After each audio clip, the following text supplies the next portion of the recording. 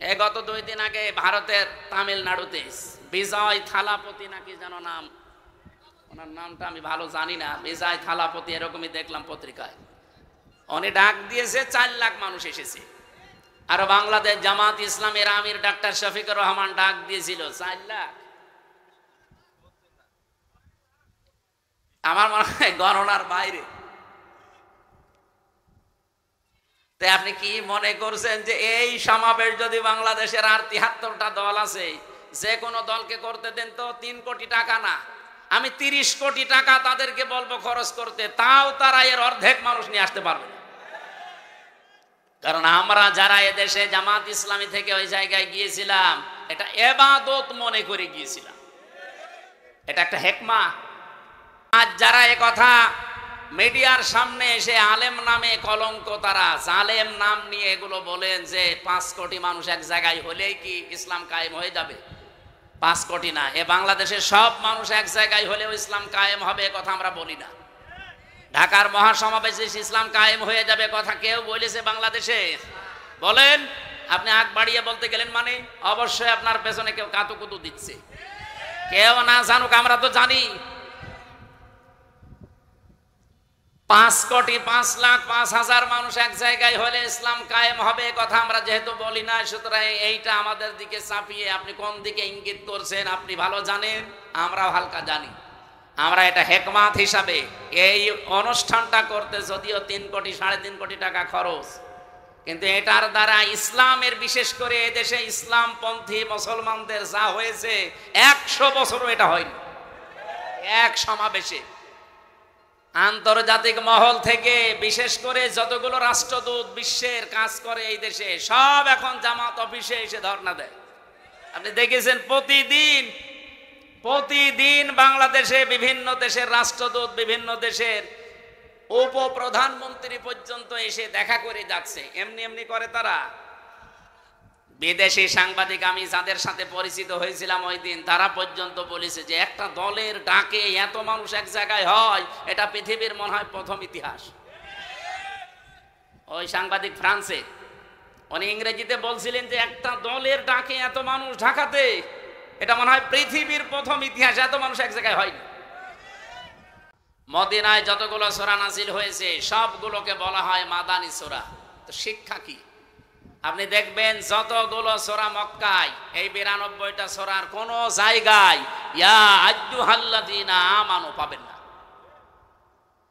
আপনি যারা আছে কোরআন পড়ে শেষ পর্যন্ত পড়িয়েছে উপর থেকে, অবশ্যই শুরু থেকে শেষ পর্যন্ত এনাদের পড়া আছে। স্টেজের সামনের কাতারে যারা, একটাও বাদ নেই, প্রত্যেকেই 1 থেকে শেষ পর্যন্ত পড়িছে।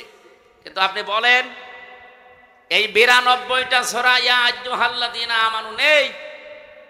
ইয়া আইয়ুহাল্লাযীনা আমানু, ওহে যারা ঈমানের দাবি করো, এই কথা আছে শুধুমাত্র মাদানী সূরার এই 22টা সূরা, তাও 89 জায়গায় শুধু। বলেন এবার বাস্তবতা কি? আমার মাথার ভেতরে আমি এটা পেয়েছিলাম, এই মালয়েশিয়া বিশ্ববিদ্যালয়ে একটা সেমিনার ছিল, ওখানে প্রায় 28টা দেশের শিক্ষক শিক্ষিকা এসেছিল।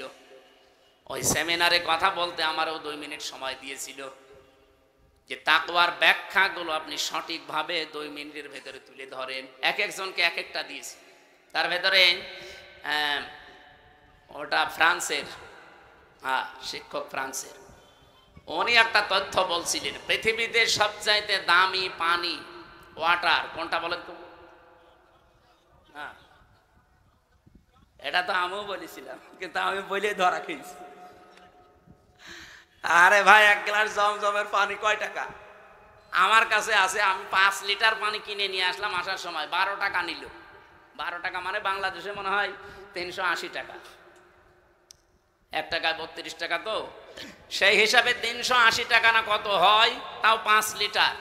1 গ্লাস পানির দাম খুব বেশি হলেও কত 20-22 টাকা হবে বাংলাদেশে। এবার বাস্তবতা বলেন, পৃথিবীতে সবচাইতে এখন দামি পানি যেটা, না অ্যাকোয়া ক্রিস্টালা, ওই যে নীতা আম্বানির বউ, নীতা আম্বানি পান করে, কি না, কি আম্বানি ওনার নাম? মুকেশ আম্বানির স্ত্রী নীতা আম্বানি। এটা স্বর্ণের কি যেন মিশিয়ে দেয় ওর ভেতরে, খুব দামি পানি। 1 লিটার পানির দাম বাংলাদেশের 3.5 লাখ টাকা। আমার মনে হয় মহিলার যদি 24 ঘন্টায় অন্তত 3-4 বোতল পানিও লাগে, 3-4 লিটার, কত টাকার পানি লাগতে পারে আপনি বলেন তো? 10-12 লাখ টাকার শুধু পানি খরচ হয় তার, আর বাকি যা তো বাদই দিলাম। এই পানিটা খুব দামি পানি। এই প্রশ্নের উত্তর আমি ওই দিন আমিও আপনাদের মতো একেবারে হুসুকে বাঙালি জমজমের পানি, জমজমের পানি আমার হিসাব মিলিয়ে স্যার আমারে জিজ্ঞাসা করছে কোথা থেকে এসেছেন। আমি বললাম আরবিতে, বললাম যেহেতু মেন বাংলাদেশ। উনি আরবি ইংরেজি অনেকগুলো ভাষা আয়ত্তে আছে ওনার। তা আমারে বলছে যে এইভাবে লেখাপড়া করলে হবে, বিশ্ব সম্পর্কে জানা লাগবে না? তো ওই সেমিনারে একটা বিষয় আমি পেয়েছিলাম এইটা, তার ভেতরে যেহেতু জ্ঞান অর্জন করলে ওইটা আবার পৌঁছিয়ে দেওয়া লাগে। এ নির্দেশ কার? বাল্লেগো আন্নি ওয়ালাউ, একটা বাক্য যদি জানো ওটা পৌঁছিয়ে দাও। সেই হিসাবে আমি পৌঁছিয়ে দিতে চাই, সঠিকভাবে তুলে ধরবো। মানবেন তো ইনশাল্লাহ? আপনি আবার মনে করেন না যে হুজুর টেনে কথা বলছে না। এই যে কোরআন শরীফ আমার সামনে, আল্লাহর কসম আমি যা শুনেছি বুঝেছি ওইভাবেই বলছি। বলেন 92টা সূরা আল্লাহ নাযিল করলেন মক্কায়, একটা জায়গায় ওই ইয়া আইয়ুহাল্লাযীনা আমানু বললেন না। বলেন তো মক্কায় কি ওই সময় ইমানদার একটাও ছিল না? এক কথা বলেন না কেন? এই যে 13 বছর নবীজি মক্কায় ছিলেন, যতগুলো সূরা নাযিল হয়েছে একটা সূরায়ও আল্লাহ ইয়া আইয়ুহাল্লাযীনা আমানু বলেননি। ইমানদার আছে, স্বয়ং নবী আছে, নিচে আবু বকর সিদ্দিক আছে, হযরত ওমর আছে যিনি জান্নাতের গ্যারান্টি দুনিয়ায় পেয়েছেন, এই মানুষ আছে, অথচ আল্লাহ ইয়া আইয়ুহাল্লাযীনা আমানু দেননি। কেন? কারণ ওই সময় রাষ্ট্রের দায়িত্ব ছিল আবু জেহেল। কে ছিল? আরো জোরে বলেন। এই মানুষগুলোই মক্কা থেকে মদিনায় হিজরত করে সেখানে মাত্র 10 বছর রাষ্ট্রের নায়ক হচ্ছেন মুহাম্মাদুর। এই জন্য আমার গজলের ভেতরে শেষ কলি এইটা ছিল, শুধু মেষ চড়ানোই সুন্নত না, রাষ্ট্রনায়ক হওয়াও সুন্নত। কি কথা বলেন না কেন? সুন্নাত নয় শুধু মেষ চড়াতে যাওয়া, আরো সুন্নাত হলো রাষ্ট্রনায়ক হওয়া। উনি রাষ্ট্রনায়ক ছিলেন না? কয় বছর? 10 বছর। এই 10 বছরে যে 22টা সূরা নাযিল হয়েছিল, আপনি দেখেন এই সূরাগুলো খুঁজে খুঁজে, এখানে আছে ইয়া আইয়ুহাল্লাযীনা আমানু, 89 জায়গায় আছে। স্যার আমাকে ওই দিন ডক্টর নোমান আলী খান ছিলেন আমেরিকার, উনি আমারে বলছিলেন উপস্থিত সবাইকে, আমিও তার ভেতরে শ্রোতা, এই জন্য আমি বলছি আমাকেই বলিস।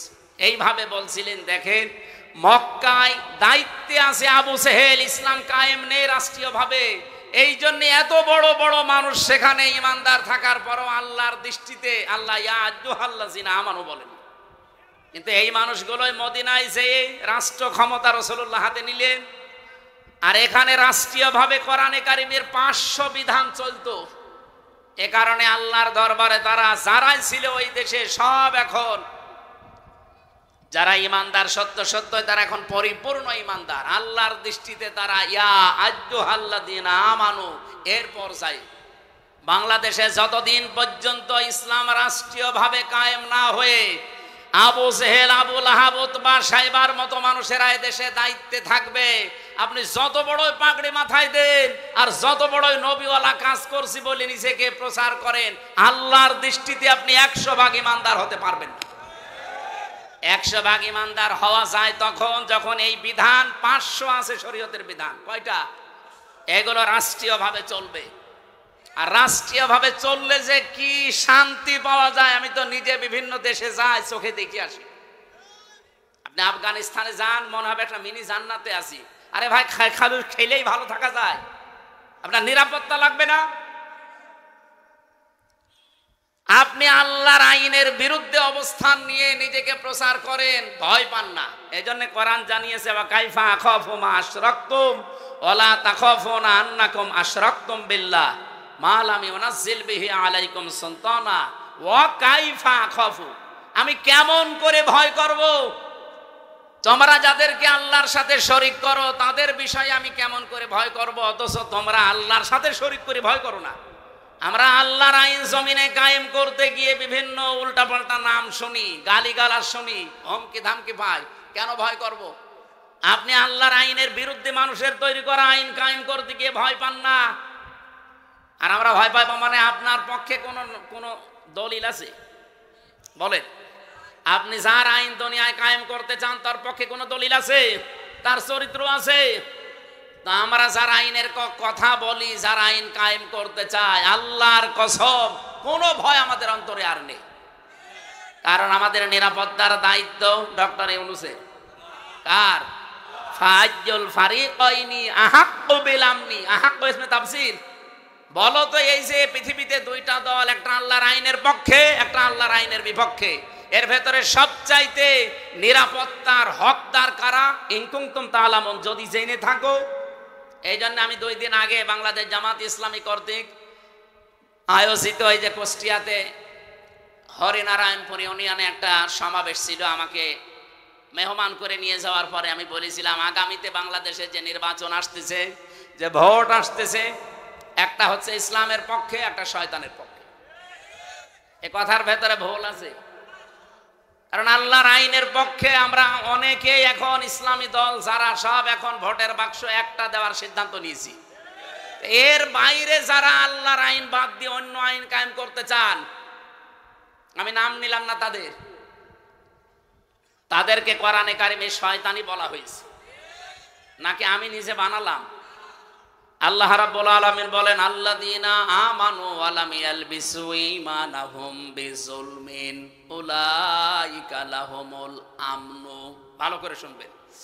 আল্লাহ বলেন, আমি নিরাপত্তা দেই। আমার পক্ষ থেকে যদি কেউ নিরাপত্তা পেতে চায়, 2টা গুণ অর্জন করা লাগবে। ঈমান আনা লাগবে, আর শিরিক আর জুলুম মুক্ত জীবন গঠন করা লাগবে। এখানে জুলুম মানে শিরিক। আমি এই আয়াতটা মিলিয়েছিলাম সূরা আলে ইমরানের সাথে। অমাং দাখলাহু কানা আমিনা। যখন আমার মা আমার সাথে ছিল, বললাম যে মা, এই যে এইটা মাকামে ইব্রাহিম আলাইহিস সালামের যে পায়ের চিহ্ন এখনো আছে।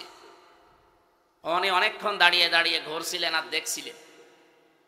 তো ওখানে একটা আয়াত শোনালাম, মা নিজেও পড়ছিল, অমাং দাখলাহু কানা আমিনা, যে আল্লাহর এই আয়াতের ভেতরে, এই এরিয়ার ভেতরে যারা আসবে তারা নিরাপত্তা পেয়ে যাবে। এ কথা কার? আপনি দেখবেন প্রায় 3.5 কিলোমিটার এলাকা জুড়ে কাবা শরীফের এরিয়া।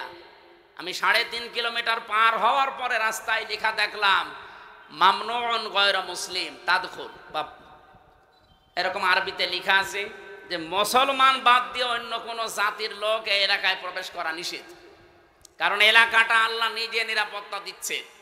আপনার নিজের বাবার খনিও যদি সামনে পড়ে যায়, এই কাবার এরিয়ার ভেতরে আপনি কিছু বলতে পারবেন না। কি কথা বলছেন? এবার আমার প্রশ্ন এই নাটোরবাসীর কাছে, বলেন তো, বাংলাদেশের এই 56,000 বর্গ মাইল কি কাবা শরীফ? তো এখানে নিরাপত্তা লাগবে না? আজ আমি রাস্তায় চলতে পারি না চাঁদাবাজির ভয়ে, ছিনতাইয়ের ভয়ে। গত পরশুদিন আমার ঘরের পাশে এসির তার কেটে নিচ্ছে দিনের বেলা, সিসি ক্যামেরা লাগানো আছে। আমি জমান নামাজ পড়তে গেছি, ওই সময় সিসি ক্যামেরায় দেখলাম 1:31 বাজে, তার মানে নামাজে দাঁড়িয়েছি অলরেডি। ওই সময় চোর কাটতেছে। একটা তার কেটে ও হয়তো নেশাখোর কয় টাকায় বিক্রি হবে? 200-300, অথচ ওটা লাগাতে 7,000 টাকা লাগবে। ও কাটতেছে, আমি 30 সেকেন্ডের ভিডিও ওসি সাহেবকে বললাম, এই যে দেখেন তো। ও তো জানে না যে ক্যামেরা লাগানো আছে, ও ধান্দায় কাটতেছে। ওসি সাহেব বলছে, ঠিক আছে, আমি শনাক্ত করতে পেরেছি, দেখছি। আল্লাহ, বিকালে বলছে হুজুর ধরে ফেলেছি। বিকালে ধরা পড়ার পরে জিজ্ঞাসা করলাম, কি? বলছে, আচ্ছা করে পিটালাম। বলছে, এর আগেও 2 বার কেটেছিলাম। তার মানে ঠিকই বলেছি, এর আগেও 2 বার কেটেছি। কি করলেন? বছরে চালান দিয়ে জেলে পাঠিয়েছি। এই যে এই লোকটা দিনের বেলায় আমার নিরাপত্তা নেই, আমার জিনিসের চুরি হয়ে যাচ্ছে। আর এই রাতে এখন এই 10:30-11টায় কুষ্টিয়া পর্যন্ত নিরাপদে বাড়ি যেতে পারবো কিনা সে গ্যারান্টি এখন আমার হাতে আছে। তাহলে 56,000, এখান থেকে কুষ্টিয়া মাত্র 60 কিলো এই জায়গা থেকে, তাহলে 56,000 বর্গ মাইল, প্রায় 1250 কিলোমিটার এদিক ওদিকে, এত বড় বিশাল এরিয়া, কাবা শরীফের মতো নিরাপত্তা দেওয়া লাগবে না? এটা তো ডক্টর ইউনূসই পারবে নাকি? বলেন বলেন। আল্লাহ রাব্বুল আলামিন বলেন, উলাইকা লাহুমুল আমনু। এই যে উলাইকা দিয়েছে, এই বাংলাদেশের ৫৬,০০০ বর্গ মাইলের দিকেই মনে হচ্ছে আল্লাহ এভাবে আঙ্গুল দিয়েছেন। এই মানুষগুলোই নিরাপত্তার হকদার, যদি তারা সত্যি ঈমান আনতে পারে নির্ভেজাল ভাবে, আর তারা ঈমানের সাথে জুলুমকে, তার মানে শিরিককে মিশ্রণ না করে। বাংলাদেশে নিরাপত্তার সাথে চলতে হলে দেশ শিরিক মুক্ত করা লাগবে। যত শিরিক পৃথিবীতে আছে ১২০ প্রকার পর্যন্ত আমি পড়েছি, সবচাইতে বড় শিরিক হচ্ছে আল্লাহর আইনের সাথে শিরিক করা। সুতরাং এই দেশে আমরা আল্লাহর আইনকে যারা প্রতিষ্ঠা করতে চায় তাদের জীবন শিরিক মুক্ত। আল্লাহর আইনের বাইরে অন্য কোন আইন, যারা বাবার আইন, স্বামীর আইন, চাচার আইন, দাদার আইন, ব্রিটিশের আইন কায়েম করতে চান, আপনি শিরিক করছেন। আপনি নিরাপত্তায় থাকতে পারবেন না। আমাদের নিরাপত্তা তো মাস্ট বি আছে, আমরা মরে গেলেও শহীদ, বেঁচে থাকলেও গাজী। এরকম একটা শপথ বাক্য নিয়েই দুনিয়ায় বেঁচে আছি। বলিন্না সলাতি অনুসুকি মাহইয়া মামাতি লিল্লাহি রাব্বিল আলামিন। নবী আপনি বলেন, আমার নামাজ, আমার কোরবানি, আমার বেঁচে থাকা, আমার মরে যাওয়া সব আমি আল্লাহকে দিয়েছি। এই কথা বলেই কিন্তু রাস্তায় আসা লাগে। যারা শপথ বাক্য পাঠ করে রকম হতে হলে এই আয়াত পড়ায় না? যারা পড়িয়েছে আপনি জিজ্ঞাসা করেন, আমারে তো পড়িয়েছে, আমারে আমিরে জামাত জেলখানায় পড়িয়েছে। বলছে এখানে পড়িয়ে দিলাম, বাইরে যেয়ে নতুন করে ঝালাই করবা। এসে আমি আবার এই ৭-৮ মাস পড়াশোনা করে পরীক্ষা দিয়ে ঝালাই করে আমাদের কেন্দ্রীয় মেহমান মোবারক ভাই এসে আমারে বলছে, বলো কলিন্না সলাতি। অথচ এই আয়াত সেই ছোটবেলা থেকে পড়ছি। তো ওই দিন পড়ার পর থেকে একটা আলাদা জিনিস আল্লাহ আমাকে দান করেছে, বলেন সুবহানাল্লাহ। আমার ভাইরা, আমি যে কথাটা তুলে আনতে চেয়েছিলাম, বাংলাদেশে এই ৫৪ বছরে এখনো পর্যন্ত আল্লাহর বিধান একটাও চলছে না।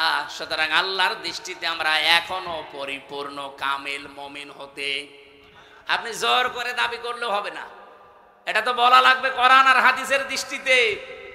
৯২টা সূরাতে আল্লাহ ডাক দিলেন না, অথচ মক্কা ইমানদার ছিল, কিন্তু দায়িত্বে ছিল আবু জেহেল। কে ছিল?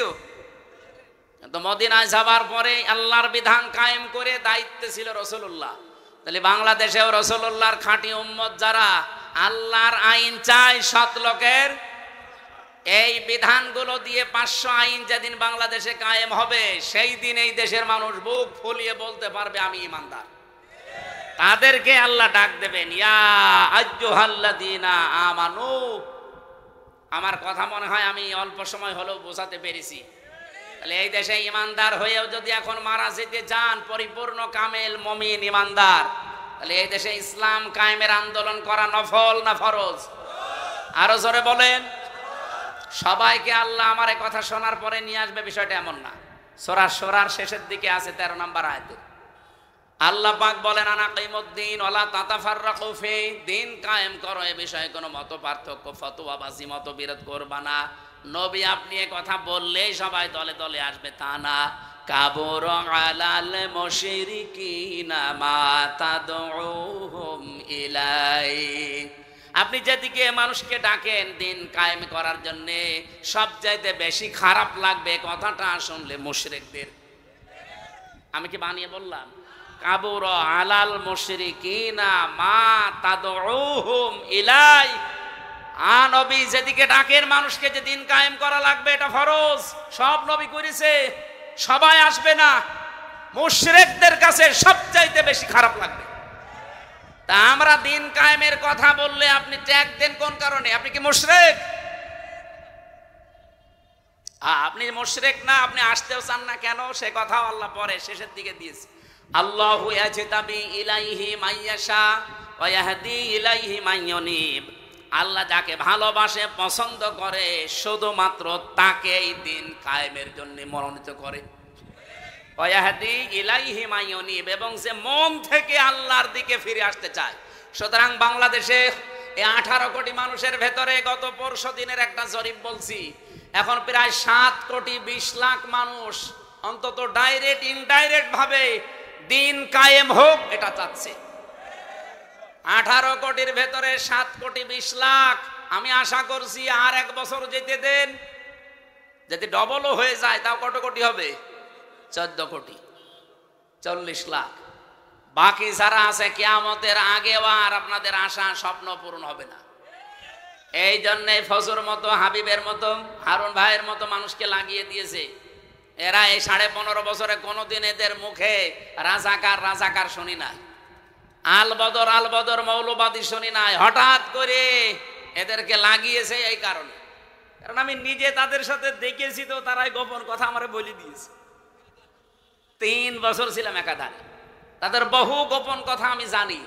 এতদিন বলে না, এখন হঠাৎ করে এই ভাঙ্গা মাইক বাঁচিয়ে বাংলার মানুষকে বিভ্রান্ত করতে চাচ্ছে। তারা ভালোভাবে জানে যে যেভাবে আসতেছে মানুষ ইসলামের দিকে, একামতে দিনের দিকে, এভাবে যদি ঝুঁকতে থাকে, আর একবার যদি 300 এমপির ভেতরে 151 জন আল্লামা সাইদি সাহেবের মতো, মাওলানা নিজামের মতো, আলী হাসান মোহাম্মদ মুজাহিদের মতো মানুষ মাত্র 151 জন এবার চলে যেতে পারে, ওরা 5 বছর লাগবে না, 1 বছরে যা করেছে, আর ক্ষমতা হাতে পেলে 2 বছরে ওরা যা করবে কিয়ামত পর্যন্ত আমরা চেয়ারের মুখ দেখতে পারবো। এইটাই বাস্তবতা। আমি একেবারে কাছে থেকে এই কথাগুলো শুনেছি, এটা ডেলিভারি দিয়ে দিলাম, আপনারা প্রচার করেন যা। সুতরাং ফজর মুখে এবং হাবিব ভাইয়ের মুখে চুনকালি পড়বে। আজকে কয় তারিখ? 25। আর মাত্র 5 দিন পর একটা অনুষ্ঠান আছে আমার, এই যে মোলাডুলি পাশে, মোলাডুলির পাশে ঈশ্বরদী থানার ভেতরে। আল্লাহর ওলিরা না এটা বন্ধ করে দেবে, বলেন সুবহানাল্লাহ।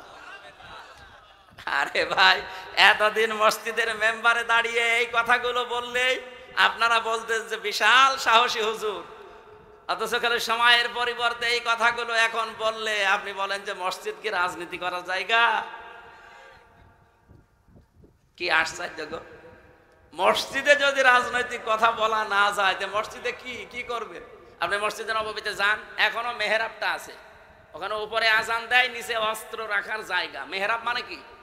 অস্ত্রাগার, যেখানে অস্ত্র রেখে দেয়, ইমাম সাহেব তার উপরে দাঁড়ায়, খুতবা দেয়, জাতিকে সতর্ক করে।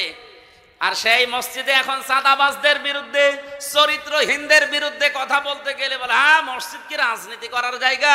রাজনীতি কোথায় করবো? ঝড়ে জঙ্গলে। সম্মানিত উপস্থিতি, আমি মক্কা এবং মদিনায় সূরা নাযিল হওয়ার প্রেক্ষাপটে যতটুকু বুঝেছিলাম ডক্টর নোমান আলী খান হাফিজাহুল্লাহর বক্তব্য থেকে আমি ডেলিভারি দিয়েছি। আশা করছি আপনি বুঝেছেন। এবার আপনার বিবেকের বিষয়, এদেশে সত্যি সত্যি ইমানদার পরিপূর্ণ যদি আল্লাহর দৃষ্টিতে হতে চান, রাষ্ট্রীয়ভাবে ইসলাম কায়েম করার জন্য সর্বাত্মকভাবে চেষ্টা করা লাগবে। আর সবাইকে আল্লাহ নিয়েও আসবেন, আল্লাহ যাকে পছন্দ করে এবং যে মন থেকে আসতে চায় তাকে দিয়ে আল্লাহ এই কাজ করাবে। 7 কোটি 20 লাখ মানুষকে আমার মনে হয় আল্লাহ পছন্দ করে ফেলেছে। বাকি যাদেরকে এখনো পছন্দ করেনি তারা লাইনে থাকেন, সিরিয়াল করেন, একটা একটা করে আসেন। এই কথা বুঝতেছেন? এবার আসেন তো সূরা মায়েদার এই আনআমের 50 নম্বর আয়াতটা আমরা পড়েছি। নবীকে নিয়ে যে কথাগুলো এই মাস আসলে এখন বলা হবে, নবী গায়েব জানে, বিভিন্ন জিনিসের কথা তার উপর চাপিয়ে দেওয়া হয়, সেইটাই আল্লাহ জানিয়েছেন। হে নবী আপনি বলেন, কুল্লা আকুলু লাকুম ইনদি খাযাইনুল্লাহ, যে বলেন আমার কাছে আল্লাহর ধনভাণ্ডার নেই। ওয়ালা আলামুল গায়বা, আমি গায়েব জানি না। ওয়ালা আকুলু লাকুম ইন্নী মালাক, আর আমি দাবি করি না যে আমি ফেরেশতা। ইন আত্তাবিউ ইল্লা মা ইউহা ইলাইয়া, আমি তো অনুসরণ করি শুধুমাত্র অতটুকুর যেটা নাযিল হয় আমার প্রতি। বল হাল ইয়াস্তাবিল আমা ওয়াল বাসীর, নবী আপনি বলেন তো যারা হক এবং যারা বাতিল, যারা চক্ষুষ্মান যারা অন্ধ, এরা কি সমান? আফালা তাতাফাক্কারুন, এরপরও চিন্তা করবা না? এবার আসেন আমরা বাস্তবতায় যাই। বাংলাদেশে যেহেতু রবিউল আউয়াল আসলে 2টা জিনিস সামনে চলে আসে, একটা মিলাদ আর একটা সিরাত। কি আসে? আমার 1 ঘন্টা হয়ে গেছে, শুরু করব? আরো 15-20 মিনিট বলতে চাই, থাকবে? এই যে যারা উঠে যাচ্ছে এরা কি ওইগুলো না সহযোগিতা করবে এবং আস্তে আস্তে বিপদ থেকে উদ্ধার করবে। অন্তত 10 মিনিট সময় দেন। আমারও সে ফজরের পর থেকে আবার আরম্ভ অনুষ্ঠান, একেবারে সন্ধ্যা পর্যন্ত। এই জন্য অনুষ্ঠানগুলো এখন সব গুটিয়ে ফেলেছি, দূরের কোনো জেলায়ও যাচ্ছি না। নির্বাচনের আগ পর্যন্ত তো এই 5-7টা জেলায় আমি শেষ করতে চাচ্ছি। সারাদিন আমার সাংগঠনিক কাজ থাকে, আর এই মাগরিবের পর থেকে রাত 9টা 10টা 11টা পর্যন্ত আপনাদের সময় দিয়ে যাবো। পাবনা, নাটোর, ওদিকে মেহেরপুর, চুয়াডাঙ্গা, ঝিনাইদহ, রাজবাড়ী, এই শেষ। আর বাইরে যাব না ইনশাল্লাহ। আমিরে জামাত আমাদের নির্দেশ দিয়েছেন যার যার এলাকায় কাজ করতে। আল্লাহ আমাদেরকে যেন ইখলাসের সাথে কাজ করার তৌফিক দেন, আমিন। এ মাস আসলে যেহেতু এই ভেজালগুলো আছে, এই জন্য নিরসন করছি। কি আসে বলেন তো? মিলাদ আর সিরাত। মিলাদ মাহফিল হবে না? 63 দিন ব্যাপী নবীর মিলাদ মাহফিল কারা যেন আয়োজন করেছে চট্টগ্রামে, 63 দিন। আর বাংলাদেশ জামাত ইসলামী চট্টগ্রামের চনতি ময়দানে আল্লামা সাঈদী যেটা করতেন, ওখানে 19 দিন ব্যাপী 19 জন আলেম প্রতিদিন যাবে। আমার 18তম দিনে দিয়েছে নবীজির রাজনৈতিক জীবন কেমন ছিল। আশা করছি ওখানে কথাগুলো সঠিকভাবে তুলে ধরতে পারবো ইনশাআল্লাহ, আপনারা দোয়া করেন। আজকে আমার বিষয়টা হচ্ছে মিলাদ এবং সিরাত, এই দুইটা শব্দ নিয়ে। অনেক মানুষ আছে বাংলাদেশে মিলাদ মানে সিরাত মানতে চায় না, অনেকে আবার সিরাত মানে মিলাদ মানতে চায় না। না, দুইটাই মানা লাগবে। মিলাদুন বিলাদুন থেকে এসেছে, এটা মানে জন্ম বৃত্তান্ত। মিলাদ মানে কি? নবীজির জন্ম থেকে আপনাকে 27টা শিক্ষা নেওয়া লাগবে, শুধু জন্ম থেকে। এবার তার সিরাত আরম্ভ হয়েছিল, এই সিরাত থেকে 12টা, আর এখান থেকে 27টা। আমি একটা প্রথমে দিতে চাই, দেখেন তো আপনি নিতে পারেন কিনা। এটা সিরাত ইবনে হিশামে এসেছে। বিশ্বনবী পৃথিবীতে আসার পরে তাকে যিনি কোলে তুলে নিয়েছিলেন দুধ দেওয়ার জন্যে, আমরা কয়েকজনের নাম জানি, তার ভেতরে অন্যতম নাম হচ্ছে হযরতে হালিমাতুস সাদিয়া। এর আগেও দুধ খাওয়িয়েছে সোয়াইবিয়া নামক একজন, কিন্তু এই যে হালিমাতুস সাদিয়া, ওনাকে বুকে তুলে নিয়েই দুধ দিয়েছিলেন প্রথমে। সিরাত ইবনে হিশাম যিনি লিখেছেন, উনি বলেন ডান স্তন মুখে দেওয়ার পরে নবীজি মুখ বের করে নিলেন, বাম স্তন মুখে দেওয়ার পরে নবী মুখ, ডান স্তন দেওয়ার পরে তিনি দুধ খেয়ে আরম্ভ করলেন, দুধ পান করা। বাম স্তন দেওয়ার পরে তিনবার তিনি মুখ বের করে দিলেন। হযরতে হালিমা বলেন, আমি মুখের দিকে তাকিয়ে দেখি, চোখের ইশারা দিয়ে মোহাম্মদ আমাকে বসাতে চায়। মা হালিমা, জোর করেন কেন? ডান স্তন আমার ছিল, এটা তো আমি পান করেছি। বাম স্তন এটা আমার না, আমি জানি আপনার একটা সন্তান আছে ছোট, আমার আব্দুল্লাহ দুধ ভাই, এটা আমার দুধ ভাই আব্দুল্লাহর হক। আপনি জেনে রাখেন, দুনিয়ায় আমি ভাইয়ের হক নষ্ট করার জন্য আসি নাই, এসেছি ভাইয়ের হক ফিরিয়ে দেওয়ার জন্যে।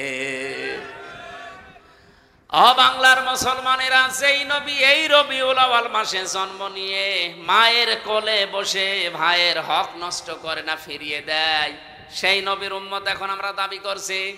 এ রবিউল আউয়াল মাস আসলে অনেকেই সাদাবাজি থেমে নেই,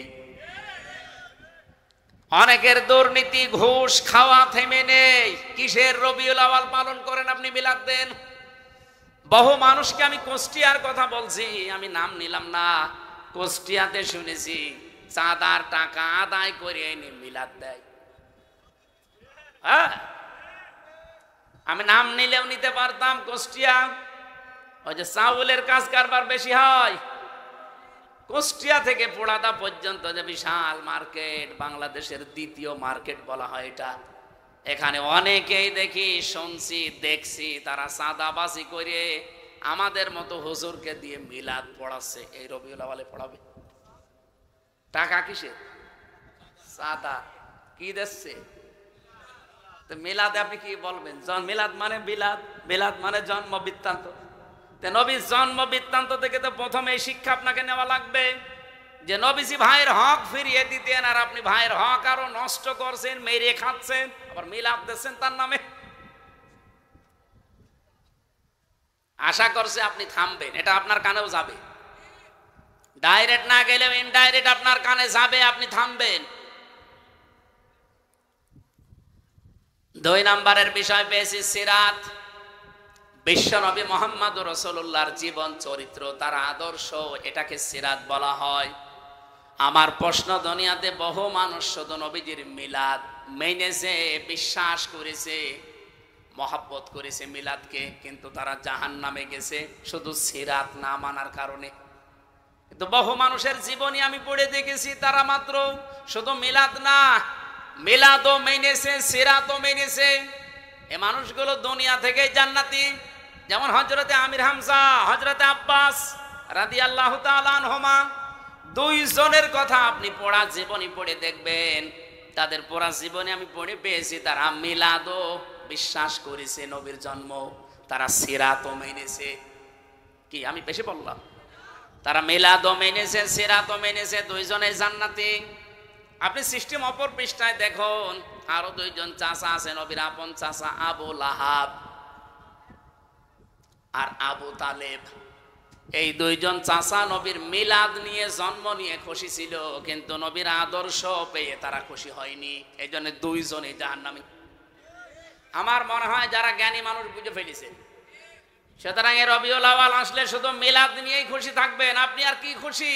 আবু লাহাব নিজের বাড়ির কাছের মেয়ে লোক কিনা দাসীকে এই 2 আঙ্গুল দিয়ে আজাদ করে দিয়েছিল, এত খুশি হয়েছিল এই লোকটা। আপনি আর কয় টাকা খরচ করবেন না, 2 মণ মিষ্টি কিনবেন, আর ও নিজের কাজের মেয়েকে আজাদ করে দিয়েছে। এত খুশি হয়েছিল নবীর জন্মে, নবীর মিলাদে, নবীর জন্ম গ্রহণ করায়, কিন্তু নবীর আদর্শ মানে নাই, এই জন্য জাহান্নামী। এই জন্য কি? আর দুইজন চাচার কথা বললাম না, নিজে আমি আমির হামজার কবরের পাশে দাঁড়িয়েছিলাম, মনে হচ্ছে এখনো বসে আছে জিন্দা, কারণ শহীদরা মরে না। বলেন শহীদরা। এই হিসাবে বিশ্বাস করি বাংলাদেশ জামাত ইসলামীর যে 11 জন কেন্দ্রীয় নেতাকে ফাঁসি দিয়েছে, জেলখানায় হত্যা করেছে, প্রত্যেকটা শহীদ, কেউ মারা যায়নি, সবাই আল্লাহর জান্নাতের খাবার খাচ্ছে। কারণ তাদেরকে কেউ যদি বলে মরিয়ে গেছে, তার কবিরা গুনাহ হবে। ওয়ালা তাহসাবান্নাল্লাযীনা কুতিলু ফি সাবিলিল্লাহি আমওয়াতা, তোমরা কেউ ধারণাও করবা না, মুখে তো বলবাই না। ওয়ালা তাকুলু লিমা ইউকতালু, মুখে তো বলা যাবে না, ধারণাও করা যাবে না। এটা সূরা বাকারায়, সূরা আলে ইমরানে 2 জায়গায় আছে। মুখে বলা যাবে না, ধারণাও করা যাবে না যে শহীদ হয়েছে যারা মরে গেছে। আল্লামা শহীদ দেলাওয়ার হোসাইন সাইদি রহমতুল্লাহ আলাইহি, উনি কি মরে গেছে না শহীদ হয়েছে? বলেন বলেন। আল্লামা সাইদি তুমি মরনি, শহীদ হয়েছ তুমি এটাই জানি। বলেন বলেন। আল্লামা সাইদি তুমি মরনি, শহীদ হয়েছ তুমি এটাই জানি। কাবা শরীফের পাশে যে এই গজলটা যে বানিয়েছিল তাশরিফ, এই ছেলেটা ছিল আমার সাথে। আমার ছোট মেয়েকে কোলে নিয়ে ওই কাবার পাশে বসে বসে বলছিল। আমার মনে হচ্ছে যে কাবা শরীফে যে সাইদি সাহেব একবার ঢুকেছিল না, মনে হচ্ছে উনি ঢুকতেছে।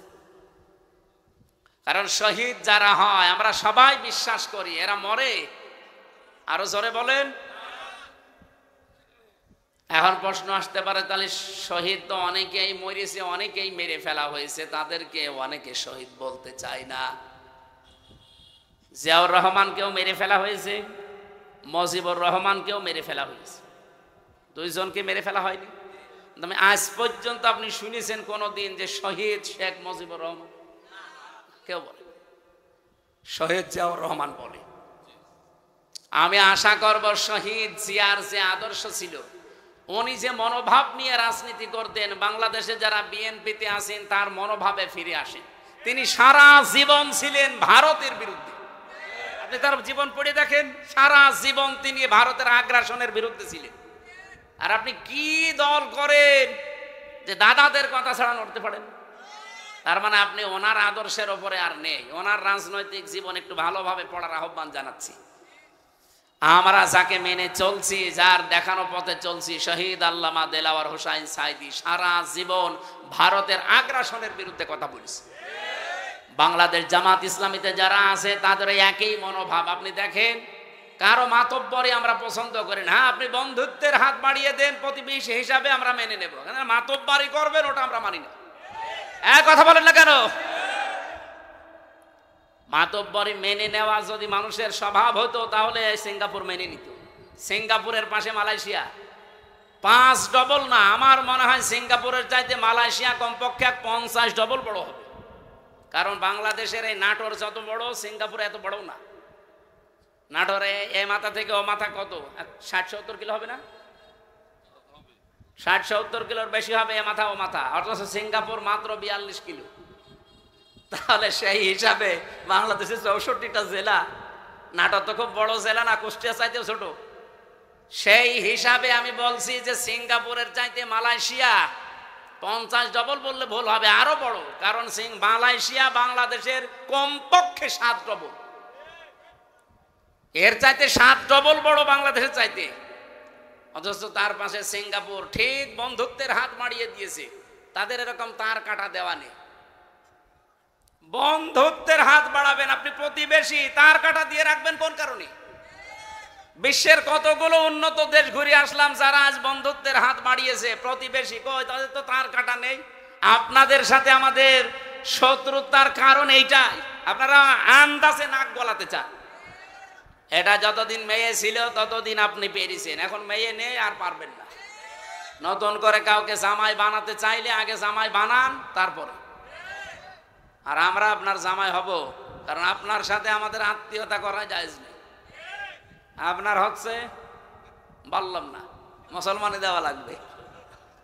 আমরা যে জাতি, আমাদের সাথে আপনাদের আত্মীয়তা যেহেতু জায়েজ নেই, সুতরাং প্রতিবেশী যেভাবে থাকে ওইভাবে থাকে, আমরা আপনাদের বিরুদ্ধে যাব না। কিন্তু প্রতিবেশী যখন মালিকের স্রোত ধরবেন, তখন সারা জীবন বিরোধিতা করা লাগবে। এই কারণে আমরা রাসূলুল্লাহকে শুধুমাত্র মিলাদে মেনে, সিরাতে না মেনে আবু লাহাব আবু তালেবের মতো হতে চাই না। আমরা হতে চাই আমির হামজা হযরত আব্বাস রাদিয়াল্লাহু তাআলা আনহুমা। মিলাদও মানতে চাই, সিরাতও মানতে চাই। সিরাত মানবেন কোথা থেকে? 40 বছর থেকে শুরু করে 63, এই 23 বছরে 1 সেকেন্ডও বাদ দিতে পারবেন না।